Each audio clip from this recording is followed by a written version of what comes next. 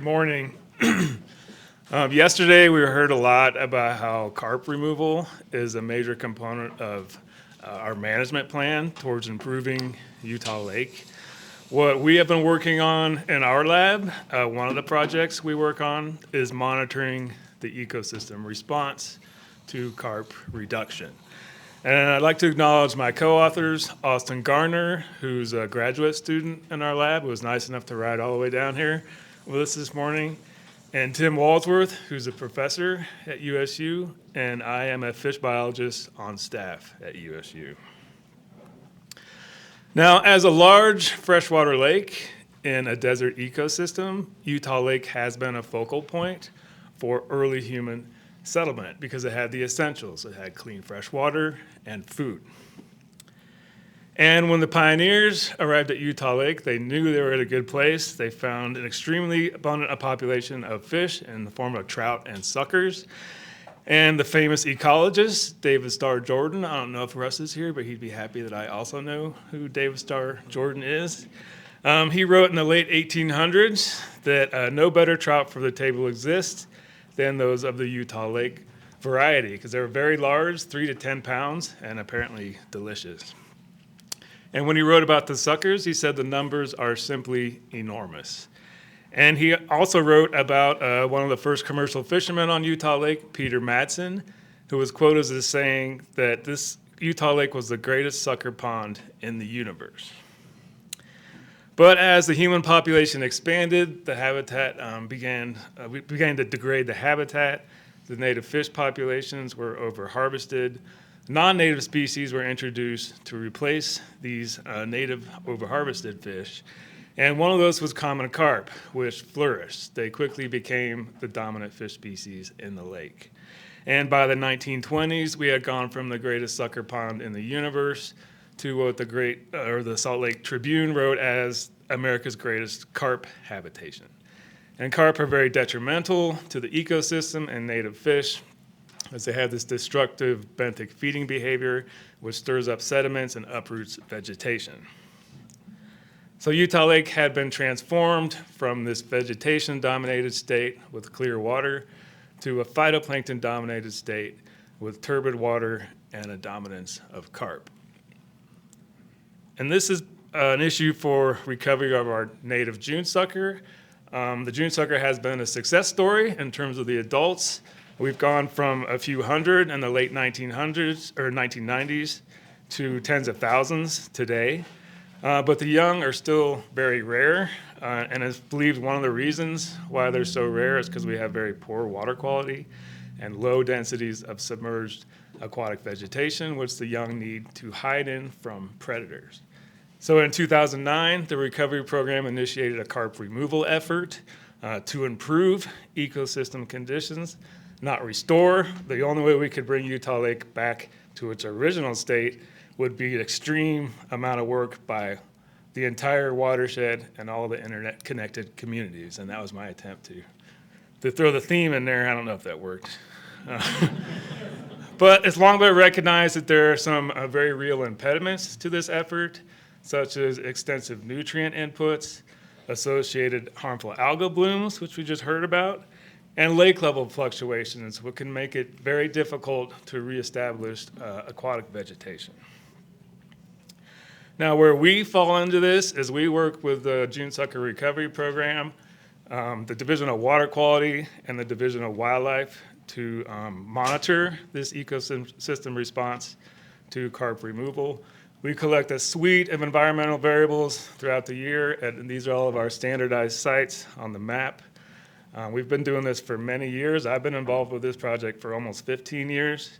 But we just finished our sampling for this year a couple of weeks ago. So our results currently span through 2024. So what have we found? In terms of carp reduction, we've seen this substantial decrease in carp biomass throughout time. Here on the x-axis, we have sampling year. On the y, we have carp biomass in millions of kilograms. And we see the lowest biomass around 2017 through 2019, and then it's began to uptick a little bit. And Tim is going to talk in detail about our carp monitoring portion of this.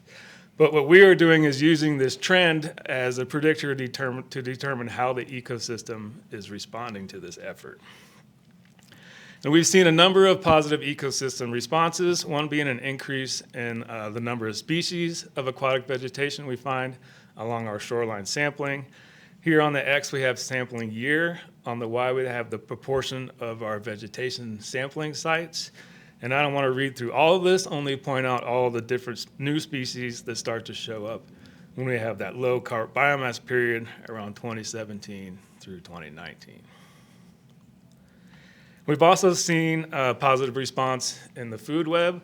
As we reduce the carp biomass, we see an increase in these preferred prey, zooplankton and aquatic insects. They're preferred prey for June sucker and some of the important sport fish.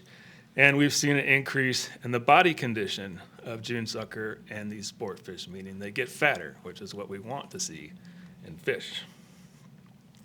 However, there's some desired ecosystem responses that we have not observed. We have not seen improvements in water quality, and we have not seen an increase in the densities of submerged aquatic vegetation.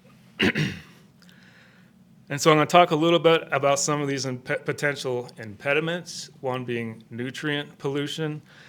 We've removed many tons of total phosphorus throughout the course of this. Tim and Scott were just doing some math this morning. I don't think they have the exact number yet, but we'll have that soon. But I wanted to point out here on the x-axis we have sampling year, on the y we have total phosphorus in milligrams per liter. And as you can see, we have not seen a decrease in nutrients in the lake. And this is likely due to all the nutrient inputs. Also want to talk a little bit about lake level fluctuations. We've found that aquatic vegetation, both submerged, emergent, and species richness, decreases significantly as the lake level drops.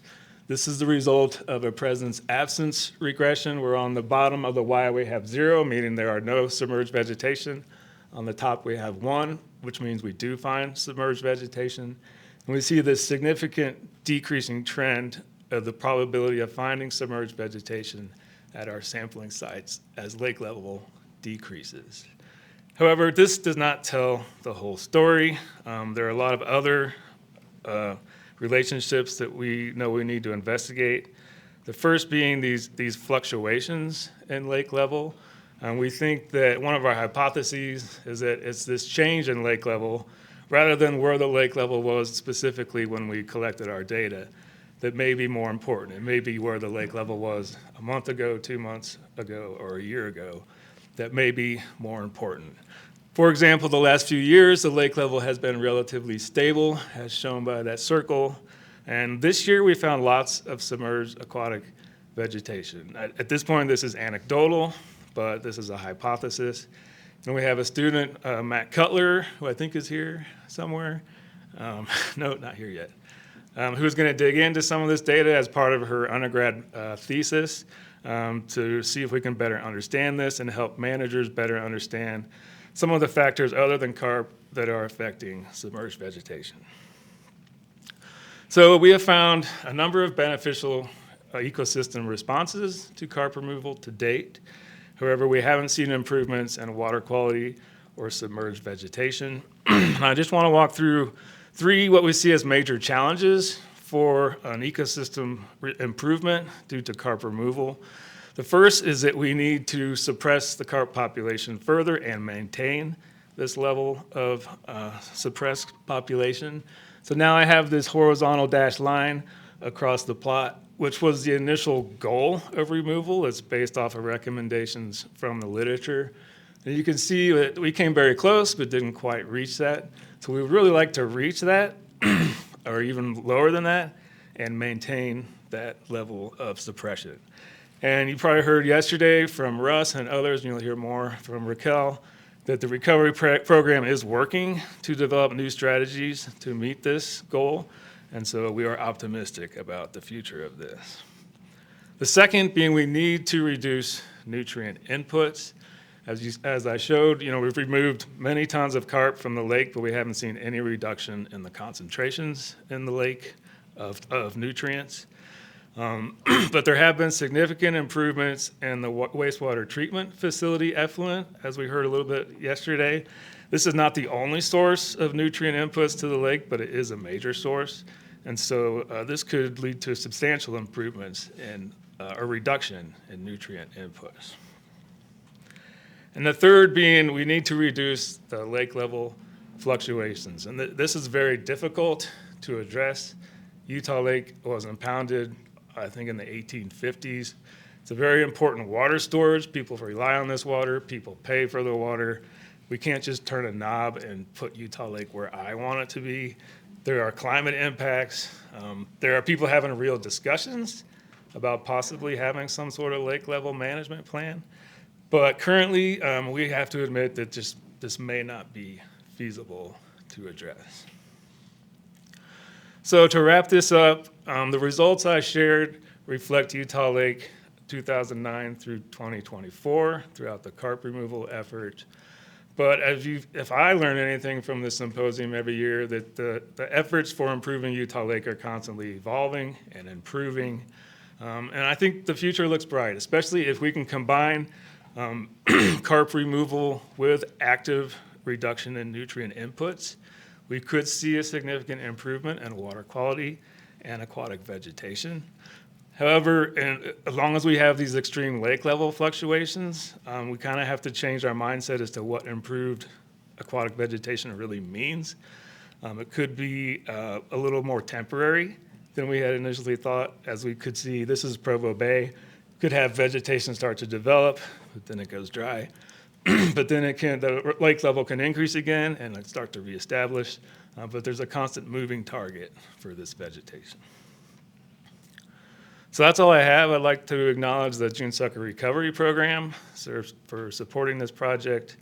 I'd like to thank Scott Daly, the Division of Water Quality, Keith and Andrew, Division of Wildlife, Russ Franklin of the Water Conservancy District, Addie and Marley from the Utah Lake Authority for all their help out in the field.